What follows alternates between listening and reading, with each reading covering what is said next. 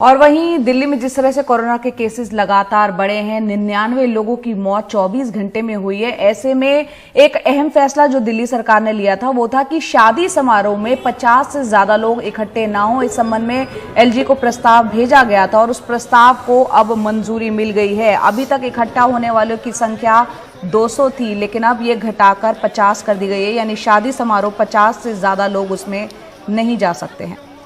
और ये संख्या पहले 200 थी, जैसा कि अभी जया बता रही थी। हमारे साथ शरद शर्मा भी जुड़ गए हैं।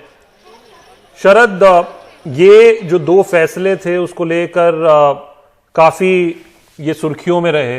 अभी कल ये फैसले लिए गए हैं। 50 संख्या तो कर दी गई है, लेकिन बैंक्वेट हॉल मालिकों की तरफ से भी ये कहा जा रहा है कि उनकी इंडस्ट्री पहले ही बुरी तरह हिट है। उसके बाद अगर आप इसको 50 कर देंगे संख्या, तो वैसे ही कोई नहीं आ रहा, अब और दिक्कतें पेश आ जाएंगी। तो क्या कोई सर्वे, क्या किसी तरीके के कोई आकलन किया गया है कि इससे हालात सुधर जाएंगे?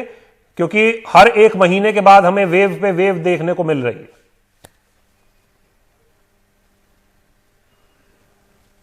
देखिए, कोई सर्वे वगैरह तो नहीं किया गया, लेकिन ये पाया गया कि लोग इकट्ठे होते हैं तो जाहिर सी बात है कोरोना फैलता है। क्योंकि दिवाली का सीजन था तो उसमें आप लोगों को नहीं रोक सकते थे, क्योंकि जरूरी और मजबूरी दोनों होता है। जो खरीदार होते हैं वो भी निकलते हैं मार्केट में, जो दुकानदार होते हैं वो भी निकलते हैं होलसेल मार्केट में, सब खरीदने जाते हैं। क्योंकि साल में इससे बड़ा जो त्योहार है कम से कम मार्केट के लिहाज से, खरीदारी के लिहाज से नहीं होता है, तो वो आप कंट्रोल नहीं कर सकते थे। तो ये तय किया गया कि जो शादी है उसमें जो लोग इकट्ठे हो रहे हैं उसको कम किया जाए। लेकिन इसमें मैं एक चीज आपको बताना चाहूंगा शशांक, वो ये है कि अभी 31 अक्टूबर तक दिल्ली में कोई भी शादी समारोह हो रहा था तो उसमें संख्या 50 ही थी, लेकिन उस दिल्ली सरकार ने उसे बढ़ाकर 200 कर दिया।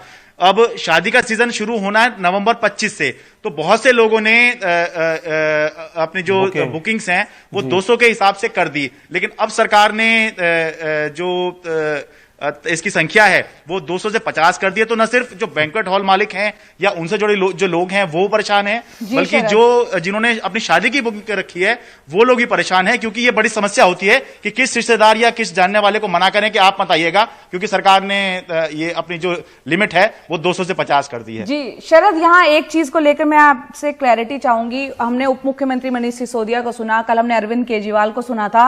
उन्होंने कहा था जो भीड़ भाड़ वाले इलाके त्योहार के दौर पर हमने देखा बाजार में भीड़ बढ़ी, वो हॉटस्पॉट हो सकते हैं, वहां पर लोकल रिस्ट्रिक्शन लगाई जा सकती है।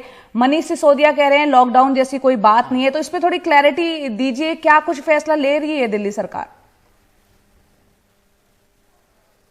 देखिए, लॉकडाउन की कभी भी बात नहीं थी। मैंने पहले भी हमने लगातार जब रिपोर्ट किया है तो ये क्लियर है कि दिल्ली सरकार इन प्रिंसिपल ये मानती है कि लॉकडाउन से फायदा नहीं होता, उल्टा नुकसान ही हो जाता है। और इस देश में अब कोई भी सरकार ऐसी नहीं है, केवल दिल्ली नहीं, देश की कोई भी राज्य सरकार, केंद्र सरकार ऐसी नहीं है जो बैठाकर खिला सके। भूखमरी की स्थिति हो जाती है लॉकडाउन के अंदर, तो लॉकडाउन तो दिल्ली के अंदर नहीं लगेगा, ये पहले से तय है। लेकिन हुआ यह कि कल जिस तरह से ऐलान किया गया, ऐसा लगा कि बाजारों को बंद करने की सरकार की योजना है, तो उस पर जो है सरकार अब क्लैरिटी दे रही है कि योजना कभी भी नहीं थी, और योजना वैसे भी नहीं थी, केवल एक तरह की चेतावनी थी कि सरकार लॉकडाउन नहीं लगाना चाहती है।